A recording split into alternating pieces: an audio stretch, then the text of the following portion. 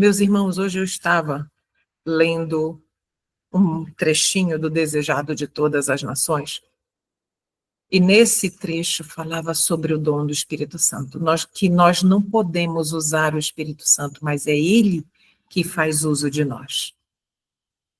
E só há uma forma de nós recebermos o Espírito Santo. É quando nós abdicamos, nós abrimos mão de nós mesmos.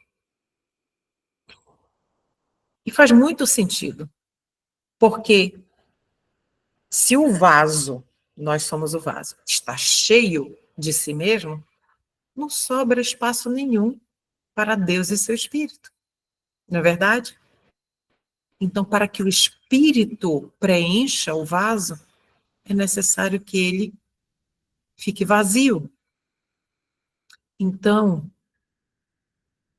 para nós caminharmos com Cristo, para nós vermos, entendermos os detalhes de tudo. Olha só, o estudo de hoje é um estudo muito especial.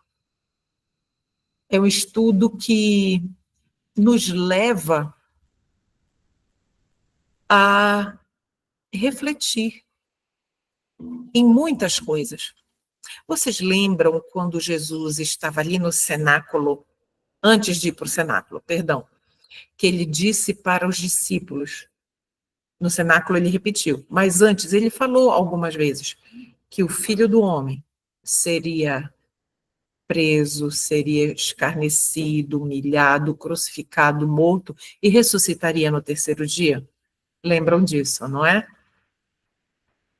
E os discípulos ouviram, mas eles não escutaram. São duas coisas diferentes. Eles precisavam escutar, internalizar. Eles só ouviram. Entrou, saiu. Nós não podemos ser assim com relação às verdades que salvam. Não podemos. E quando chegou o momento em que Jesus passou realmente por tudo que ele havia dito que aconteceria, foi numa sucessão. O Senhor Jesus Cristo deu a eles o passo a passo. Na sequência, ele também está fazendo exatamente isso conosco. Em breve, eu vou lançar um estudo lá no canal, que é um estudo sobre as 10 virgens. Vocês já prestaram atenção que esse tema, as 10 virgens, ele não acaba nunca, não se esgota? E é impressionante como não se esgota. E o Senhor Deus, lá, ele disse que todas dormiram. Todas as 10 dormiram.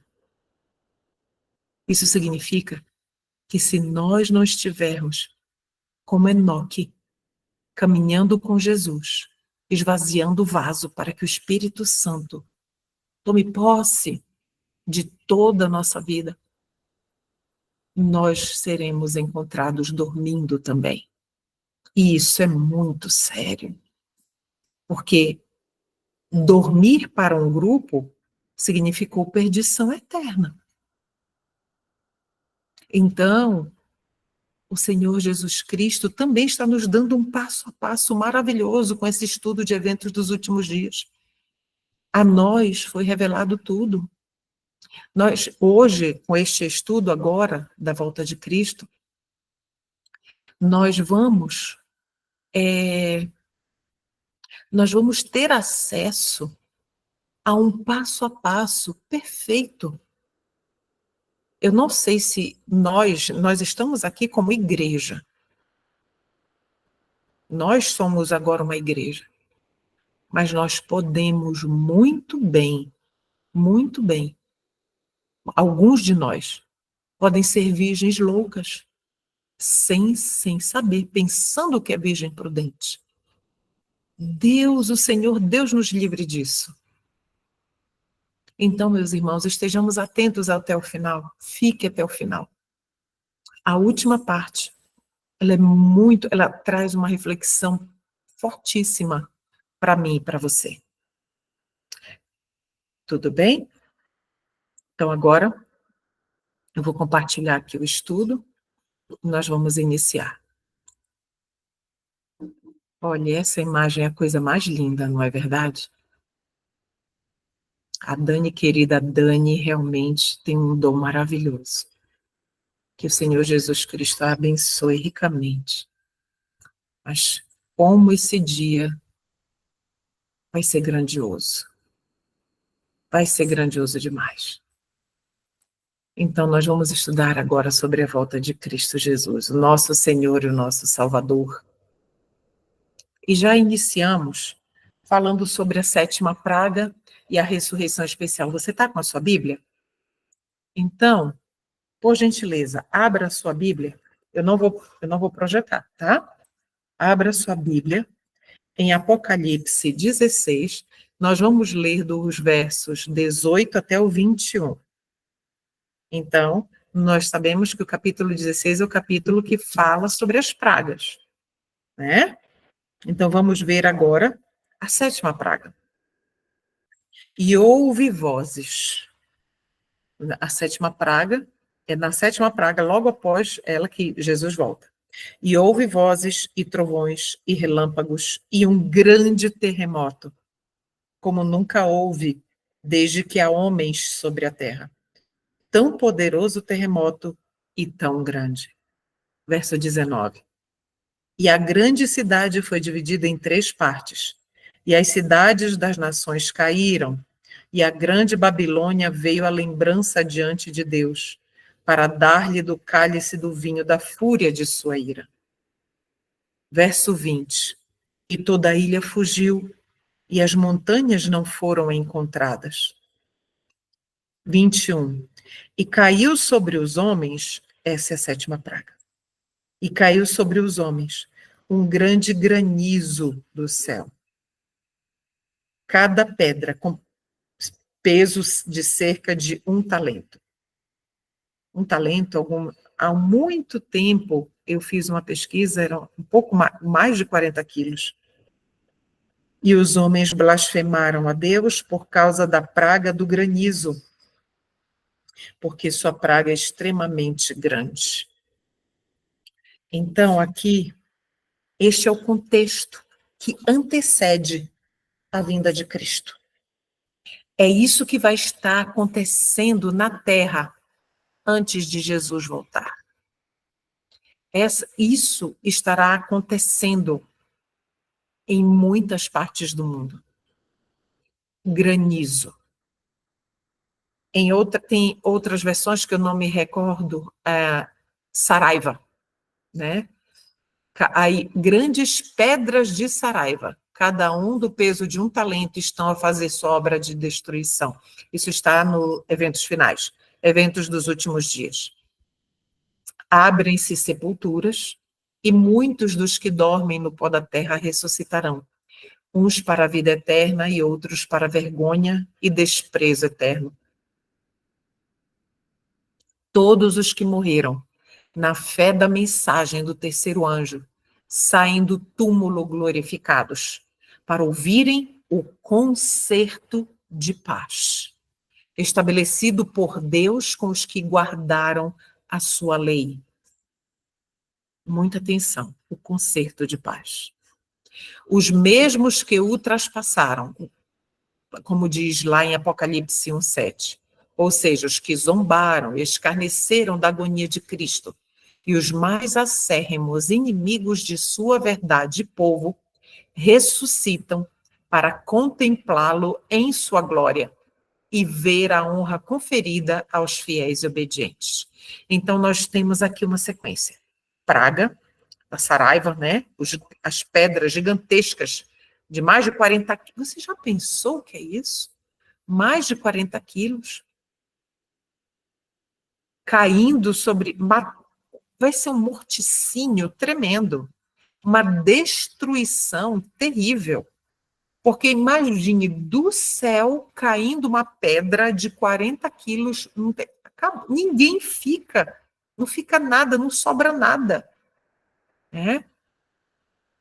E aí depois Abrem-se sepulturas, as pessoas, alguns ressuscitam para a vergonha e horror eterno, aqueles que maltrataram Jesus também ressuscitam para vê-lo vir, eles vão ressuscitar exclusivamente para isso. Então, este é o cenário em sucessão que nos é apresentado a partir da sétima praga. E então, tem o concerto de paz. Ali, as pessoas que guardaram, como o texto diz, que foram fiéis na guarda do sábado, e que passaram pelo tempo de angústia, tal qual nunca houve, o Senhor Deus os honrará, dizendo a eles exatamente o dia e a hora que ele vai voltar.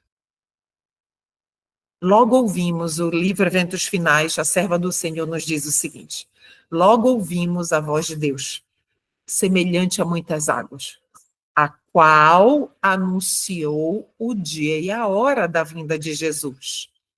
Os santos vivos, em número de 144.000, reconheceram e entenderam a voz, ao passo que os ímpios julgaram fosse um trovão ou terremoto. 144.000 vivos em número. Muito bem. Não tenho, aí Ellen White diz o seguinte: isso tudo que nós estamos lendo, o Senhor Deus apresentou ela em visão, ela viu. Depois o Senhor Deus guiou o pensamento, a mente de Ellen White para que ela reproduzisse o que ela viu em visão. Tudo bem? E aí ela termina o relato dizendo assim: não tenho o mais leve conhecimento, isso está em primeiros escritos, não tenho o mais leve conhecimento quanto ao tempo anunciado pela voz de Deus. Ou seja, ela ouviu o Senhor Deus falando, mas o Senhor Deus não permitiu que ela lembrasse. Ouvia a hora proclamada, mas não tinha lembrança alguma daquela hora depois que saí da visão. O Senhor sabe por quê. Então, o Senhor nos revela muitas coisas, meus queridos, mas há coisas que Ele não pode nos revelar. Do contrário, nós faríamos muito provavelmente um uso impróprio, negligente da informação, dessa revelação do Senhor. Agora, vamos ler juntos esse texto, vamos analisar com muita atenção. Falando Deus o dia e a hora da vinda de Jesus e declarando o concerto eterno com o seu povo, proferia uma sentença e então silenciava. Então, como é que o Senhor fazia? Ele proferia uma sentença e silenciava. E enquanto as palavras estavam a repercutir pela terra, então ele aguardava para que todos ouvissem. Agora, olha o Israel de Deus. O Israel de Deus permanecia com os olhos fixos para cima, ouvindo as palavras enquanto elas vinham da boca de Jeová e ressoavam pela terra como estrondos do mais forte trovão. Era terrivelmente solene. No fim de cada sentença, os anjos aclamavam glória, aleluia. O rosto deles iluminava-se com a glória de Deus e resplandeciam de glória, como fazia o de Moisés quando desceu do Sinai. Os ímpios não podiam olhar para eles por causa da glória. E quando a interminável bênção foi pronunciada sobre os que haviam honrado a Deus, santificando o seu sábado, houve uma grande aclamação de vitória sobre a besta e a sua imagem. Eu imagino que essa aclamação de vitória seja aquela assim: Senhor, graças a ti, Senhor, que alívio, não sofreremos mais perseguição por parte da besta e da sua imagem. Porque lembrem, estas pessoas que estão sendo descritas aí, elas passaram pelo tempo de angústia. Os seus rostos estão brilhando com a glória de Deus. Passaram, o tempo passou, eles foram vitoriosos. E aí vem uma pergunta para nossa reflexão. Essa pergunta, toda vez que eu faço uma pergunta, não é só para você, ela é para mim também. Porque nós estamos na mesma caminhada de santificação. A pergunta é o que eu e você estamos fazendo para que nós estejamos entre estes. O que é que o nosso coração tem abrigado? Existem contendas entre os membros da sua família, entre você com os membros da sua família? Existem contendas, dissensões, desarmonia, desavença, brigas, discórdia entre você e os seus irmãos de fé? Está mais do que no tempo, meus irmãos, de nós encerrarmos com tudo isso. Tudo isso precisa acabar.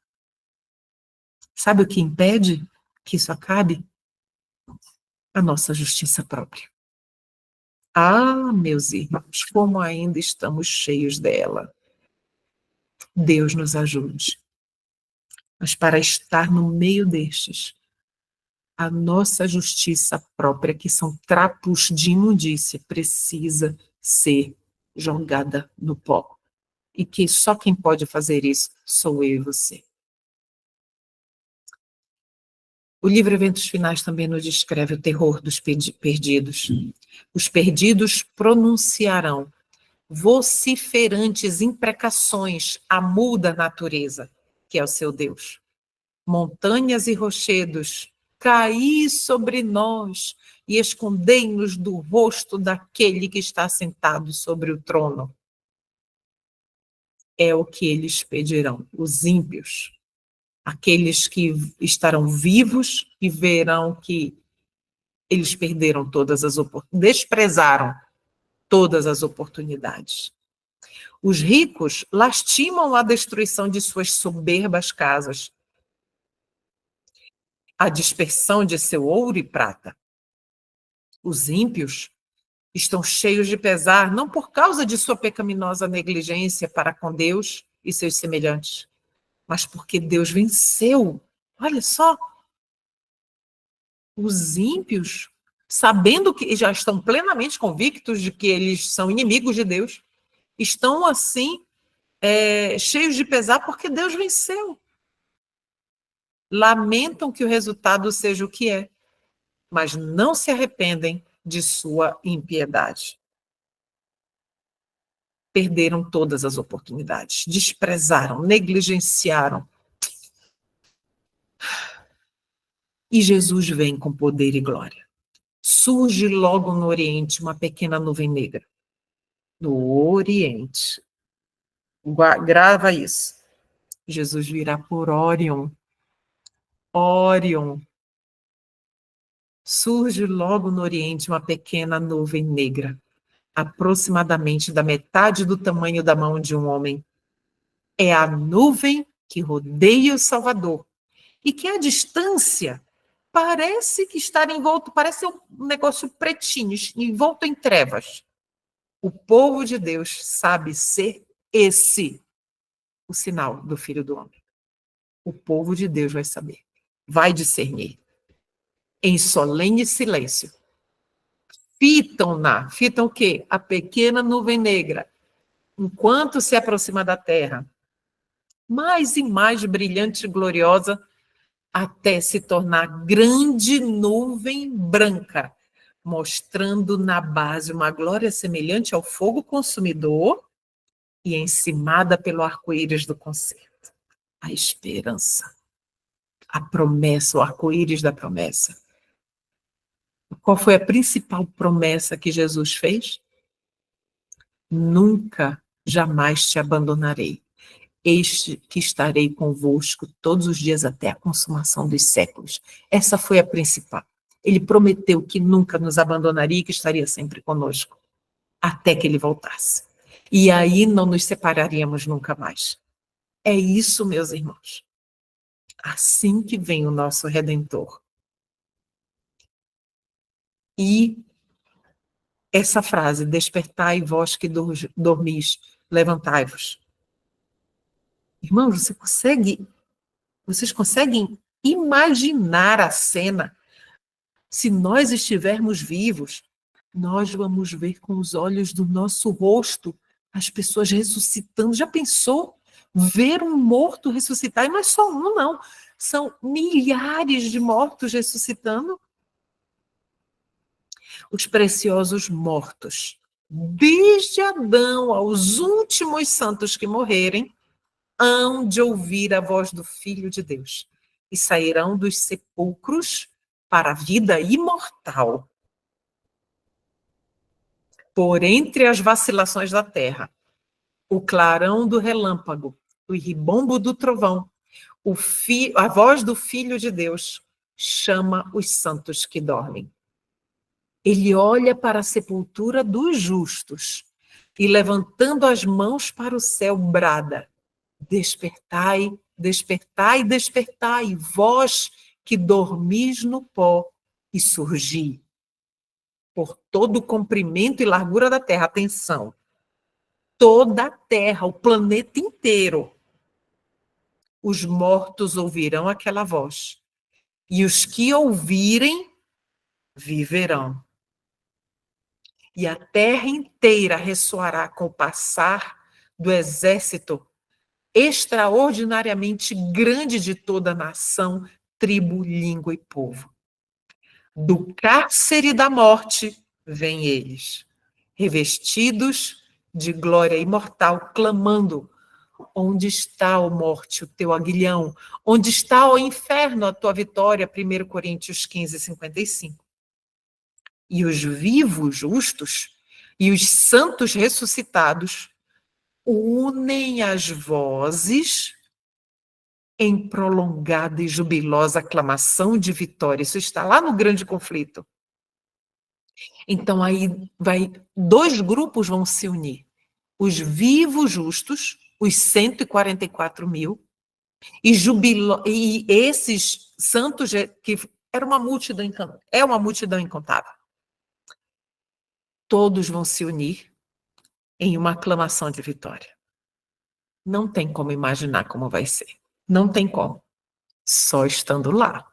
Então, eu e você precisamos caminhar aqui, dia a dia, momento a momento, para que nós estejamos lá. De cavernas, covas e calabouços. Vamos ver, então? Os herdeiros de Deus vieram das águas furtadas. Eu fui pesquisar o que significava essas águas furtadas. A junção de telhados. Faz aqui, eles chamam de água. Água. O telhado, quando ele é assim, então aqui tem uma água, tem outra água. Eles se unem, certo? Então, as águas furtadas é onde passa aqui no meio. Só que, quando eu fui no original em inglês, a palavra dizia que era o sótão, né? Aquele que fica como se fosse um depósito, assim, entre o telhado e o rufo, ou então o forro da casa, ou a laje. Os herdeiros de Deus vieram das águas furtadas, das choças, dos calabouços, de onde eles foram ressuscitados, dos cadafalsos, das montanhas. Lembram dos valdenses? Que muitos eram jogados de lá de cima para morrerem lá embaixo?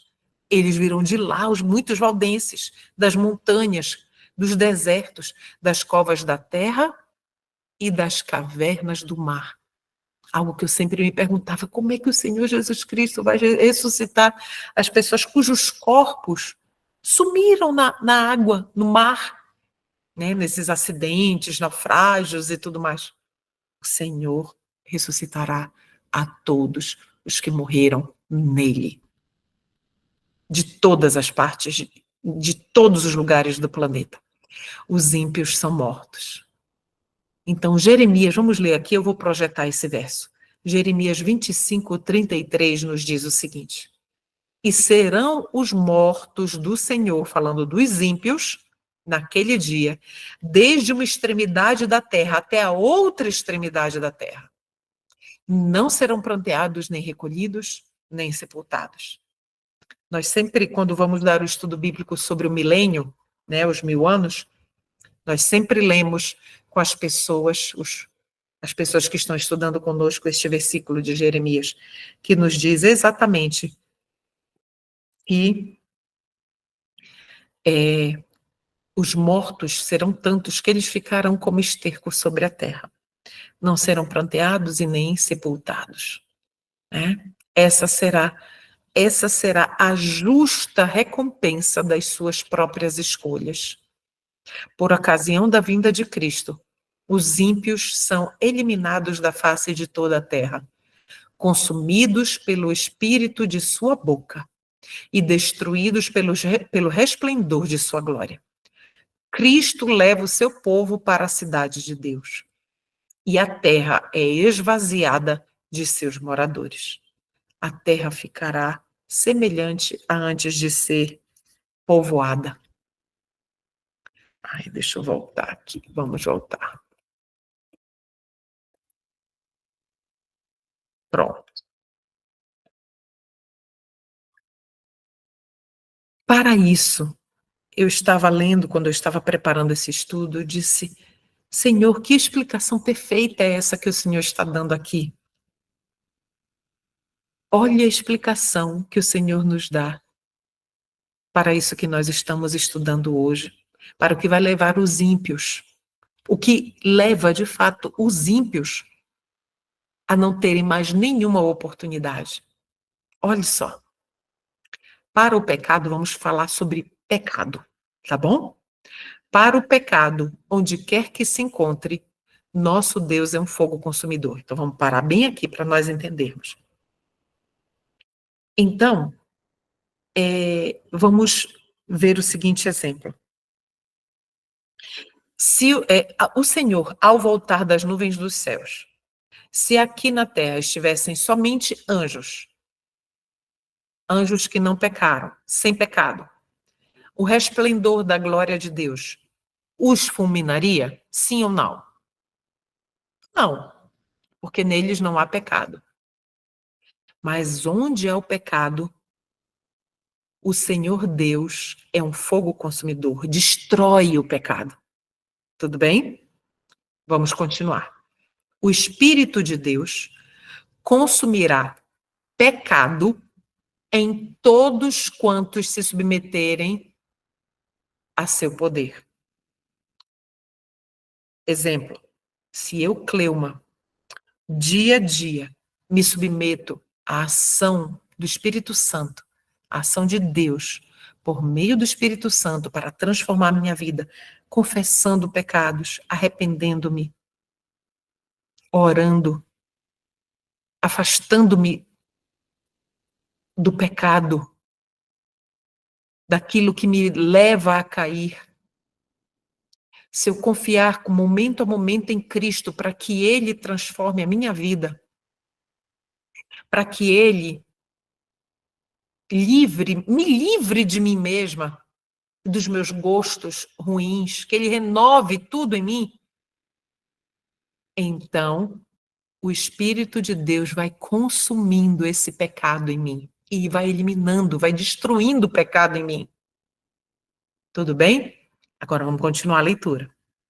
Se os homens, porém, se apegarem ao pecado, ficarão com ele identificados. Ou seja, ele e o pecado serão um só.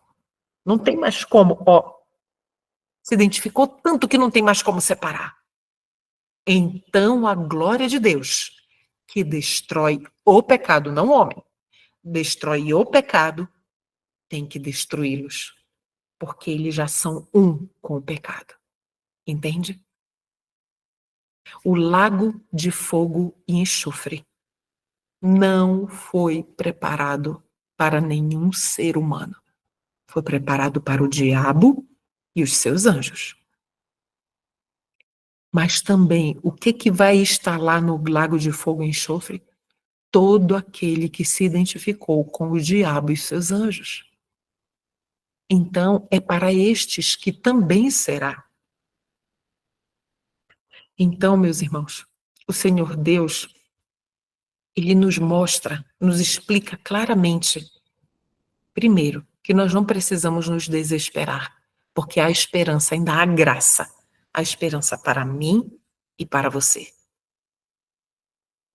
Mas também nós não podemos esquecer que este ato de destruição dos ímpios que o Senhor Deus fará é um ato de misericórdia. Vamos entender?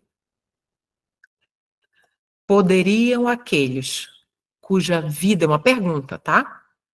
Então, poderiam aqueles cuja vida foi empregada em rebelião contra Deus ser subitamente transportados para o céu e testemunhar o estado elevado e santo de perfeição que ali sempre existe, estando toda a alma cheia de amor, todo o rosto irradiando alegria lá no céu, ele contemplando tudo isso, ecoando em honra de Deus e do Cordeiro, uma arrebatadora música em acordes melodiosos, e fluindo da face daquele que se assenta sobre o trono, uma incessante torrente de luz sobre os gemidos. Sim, poderiam aqueles cujo coração está cheio de ódio a Deus, ódio à verdade e ódio à santidade, unir-se à multidão celestial e participar de seus cantos de louvor? Não seria uma incoerência? Querendo estar no céu, mas não gostando do dono do céu? Não odiando tudo que vem de Deus? Entende? Não tendo prazer, buscaram os seus prazeres terrenos e carnais, enquanto que no céu tem pureza e santidade, louvores. O texto continua. Poderiam suportar a glória de Deus e do Cordeiro? Não, absolutamente. Anos de graça lhes foram concedidos, a fim de que pudessem formar caráter para o céu. Eles, porém, nunca exercitaram a mente no amor à pureza, nunca aprenderam a linguagem do céu, e agora é demasiado tarde. Uma vida de rebeldia contra Deus incapacitou-os para o céu. A pureza, santidade e paz dali, do céu, lhes seria uma tortura. A glória de Deus seria um fogo consumidor para eles. Almejariam fugir daquele santo lugar. Receberiam alegremente, olha só que terrível.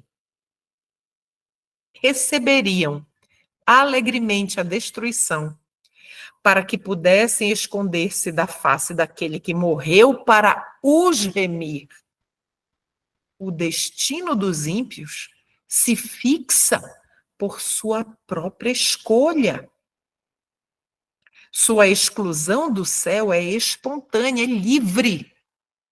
Da sua parte, é justa e misericordiosa da parte de Deus. Isso também está no grande conflito. Então, meus irmãos, tudo que o Senhor está nos revelando aqui é fundamentado em justiça e amor. Tudo. Justiça e amor. E até a destruição dos ímpios é um ato de misericórdia. Então, vamos avançar. Os justos vivos são transformados num momento no abrir e fechar de olhos. Depois, a voz de Deus foram eles glorificados e agora tornam-se imortais. Na sequência, e os santos ressuscitados são arrebatados para encontrar com seu Senhor nos ares. Você já pensou? Vocês já sabiam aqui, abrindo parênteses, assim, eu já tentei me imaginar voando para encontrar com Jesus. Senhor, eu não sei, hoje não vou mais em parques de diversões, mas já fui. E naquela, tipo montanha-russa, quando vai aquele que parece que falta alguma coisa, fica um vazio dentro da gente, ou então o marido está dirigindo assim na estrada e tem que fazer um negócio assim, parece que falta um negócio, falta o ar e tudo.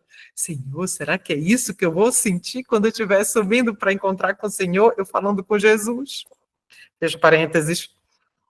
E os santos ressuscitados são arrebatados para encontrar com seu Senhor nos ares. Ah, meus irmãos, os anjos, atenção, ajuntarão os escolhidos de Cristo desde os quatro ventos de uma a outra extremidade dos céus. Os santos anjos vão nos conduzir. Sim, olha, não dá para imaginar, é grandioso demais, não é? Criancinhas são levadas pelos santos anjos aos braços de suas mães. Amigos há muito separados pela morte reúnem-se para nunca mais se separarem. E com cânticos de alegria sobem, ascendem juntamente, todos juntos, para a cidade de Deus. Eu acho que eu e você, todas as pessoas que estão assistindo agora presencialmente e as que vão assistir pelo YouTube depois, se juntar à nossa alegria de nós todos juntos, não vai se comparar à alegria que nós vamos sentir nesse dia. Não vai. Todos nós entramos na nuvem. Olha que o Senhor, olha a bondade do Senhor. Ele está descrevendo, ele mostrou para Ellen White como vai ser o futuro. E aí ela escreveu para nós, para dizer o que vai acontecer conosco. E eu falo conosco, pela fé estaremos lá. Amém? Todos nós entramos na nuvem. E estivemos 7 dias ascendendo para o mar de vidro. Olha só, não é, ser teleportado, teleportagem. Está aqui, está lá no céu. Não, não. A gente vai viajar 7 dias. Você já pensou? Nós vamos ver constelações. Nós vamos viajar por onde? Por Órion. Ai, vai ser lindo demais, Senhor Jesus. E ao avançar o carro, as rodas clamavam, Santo. E as asas, ao se moverem, clamavam, Santo. E o séquito e os santos anjos ao redor da nuvem clamavam, Santo, Santo, Santo é o Senhor Deus Todo-Poderoso. E os santos na nuvem clamavam, Glória, Aleluia. Glória, Aleluia. Nós clamaremos em nome do Senhor Jesus Cristo, nosso Salvador. E os santos recebem coroas e harpas lá no céu. Vi então um grandíssimo número, Ellen White dizendo, de anjos trazerem da cidade, eles vinham carregando algumas coisas especiais. A gente ainda não tinha entrado. Trazerem da cidade, olha só, eles vinham da cidade, quer dizer que a gente estava fora. Da cidade gloriosas coroas, sendo uma para cada santo. Sabe o que eu acho? Que é o nosso anjo da guarda que vai trazer para nós? Vocês já haviam pensado nisso? Só pode, porque é o nosso anjo da guarda que nos conhece muito bem desde que a gente estava na barriga da mamãe. Sendo uma para cada santo, com seu nome escrito na mesma. Pedindo Jesus as coroas aos anjos, apresentaram-nas a ele, e com sua própria destra o adorável Jesus as colocou sobre sobre a cabeça dos santos. Sobre o mar de vidro, os 144.000 ficaram em quadrado perfeito. Eu sempre me perguntei o que simboliza esse quadrado, por que o Senhor explicou que era um quadrado perfeito, né? Eles estavam ali perfeitamente unidos em propósito, em pensamento. Eles estavam ali perfeitamente unidos em tudo, em todos os detalhes da vida, em todos os detalhes da vida cristã, do compromisso, da abnegação, sabe? Tudo, um quadrado perfeito. Todos com o caráter de Cristo, ainda aqui na terra, levaram este mesmo caráter para o céu. Alguns deles tinham coroas muito brilhantes, outros não tanto. Algumas coroas pareciam repletas de estrelas, ao passo que outras tinham poucas. Essa parte sempre me emociona. Perdão, meus irmãos. Todos estavam perfeitamente satisfeitos com sua coroa, independente de sua aparência, independentemente de sua aparência. Então, assim, eu fico pensando, irmãos, qual é o valor de uma alma? Qual é o valor de uma alma? O que você estaria disposto a fazer por uma alma por quem Cristo morreu? Sabe?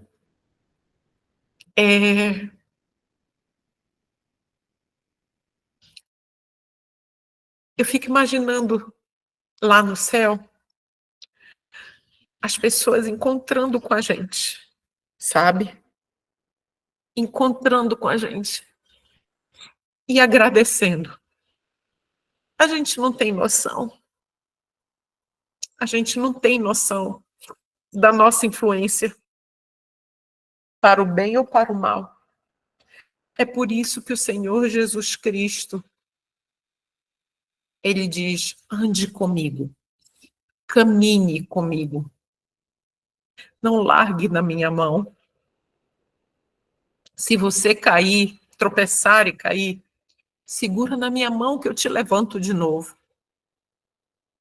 Nós somos a única Bíblia que muitos vão ler.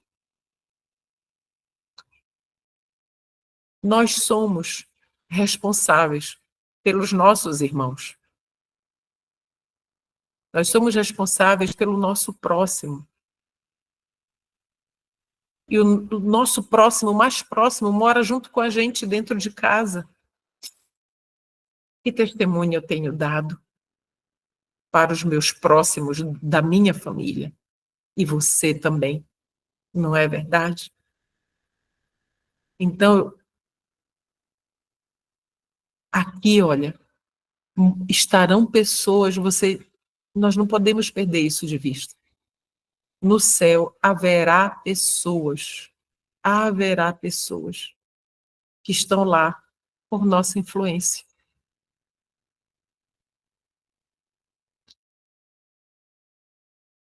Não haverá ninguém salvo no céu com uma coroa sem estrelas. Já pensou? Lá no céu, nós teremos, todas as pessoas terão estrelas em suas coroas. Se entrardes ali, haverá alguma pessoa nas cortes da glória que encontrou entrada ali por vosso intermédio. Você já pensou nisso? Paulo disse que ele queria se gastar pelo evangelho. Você está disposto a isso? Quando eu falo em gastar-se pelo evangelho, não é necessariamente você sair pregando em outros lugares, viajando, fazendo viagem disso, e não é isso, se gastar pelo evangelho. Se gastar pelo evangelho, meus irmãos, é primeiro estar à disposição de Jesus para ser um vaso de bênção para Ele, aonde Ele nos colocar, naquela nossa posição de influência. Isso é se gastar por Cristo. Se gastar pelo Evangelho é acordar de madrugada e chorar de joelhos pela nossa própria condição e clamar a misericórdia de Deus. E clamar a misericórdia de Deus para a nossa vida, para que nós sejamos boas influências para as outras pessoas e não pedras de tropeço.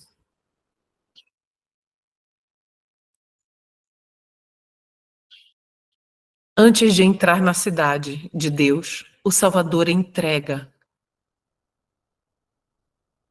Eu já não li isso? Não.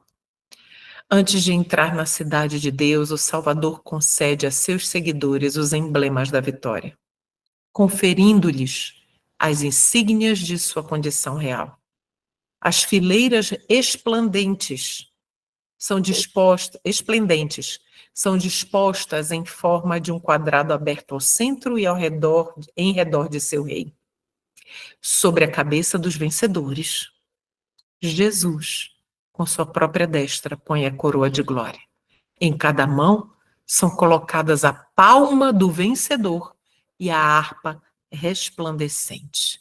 Então, ao desferirem as notas, os anjos dirigentes, todas as mãos deslizam com maestria sobre as cordas da harpa, tirando-lhes suave música em ricos e melodiosos acordes.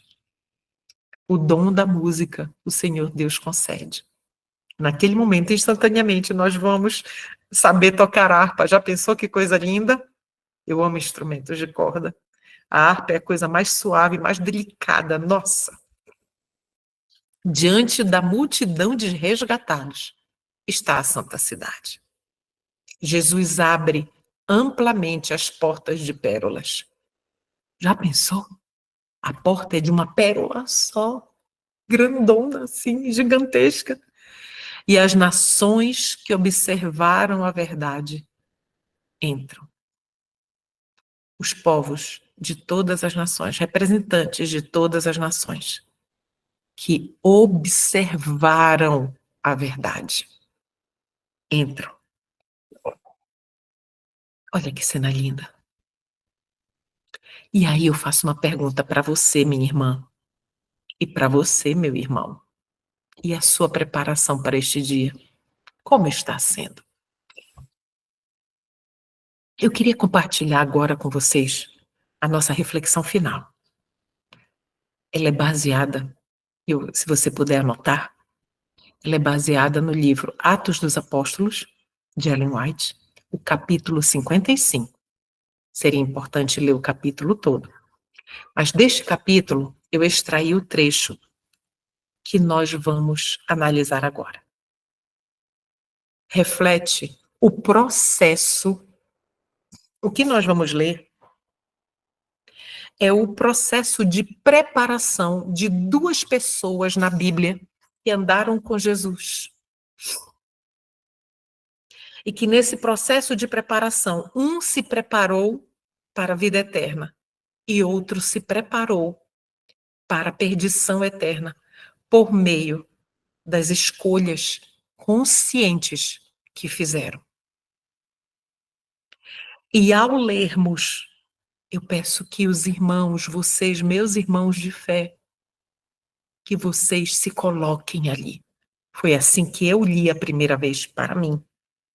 Coloque-se ali, tá bom? Então vamos ler juntos. É a nossa reflexão final. João e Judas. Quando o caráter do ser divino, Jesus, lhe foi manifestado, João viu suas próprias deficiências e foi feito humilde pela revelação. E foi feito humilde, ele aceitou, ele se humilhou, ele não se ensoberbeceu. Dia a dia, em contraste com seu próprio espírito violento, ele observava a ternura e longanimidade de Jesus e ouvia-lhe as lições de humildade e paciência. João contemplava muito a Cristo. Dia a dia, seu coração era atraído para Cristo. Isso é preparação. Até que perdeu de vista o próprio eu no amor pelo Mestre. Você tem pedido em oração, Senhor Jesus, me ajude a te amar cada dia mais? Você tem pedido isso? O poder e ternura, a majestade e brandura, o vigor e a paciência que ele via na vida diária do Filho de Deus, encheram-lhe a alma de admiração. Ele, então, João, submeteu seu temperamento ambicioso e vingativo. Olha como era João, o discípulo do amor. Ele era ambicioso, lembra que ele e Tiago queriam sentar um à direita e um à esquerda de Jesus? Espírito, temperamento ambicioso e vingativo. Ele submeteu esse temperamento ao modelador poder de Cristo. E o divino amor operou nele a transformação do caráter. E o divino amor operou nele a transformação do caráter. Será que ele não pode fazer isso comigo? O Senhor Deus não tem poder para fazer isso comigo e com você? Sim, mas há uma condição. Dia a dia, ser atraído para Cristo. Em evidente contraste com a santificação operada na vida de João, está a experiência de seu companheiro, Judas. Como João, olha só, mesma coisa, mesma oportunidade, mesmo tudo. Como João, Judas professava ser discípulo de Cristo, mas possuía apenas uma aparência de piedade, uma capa.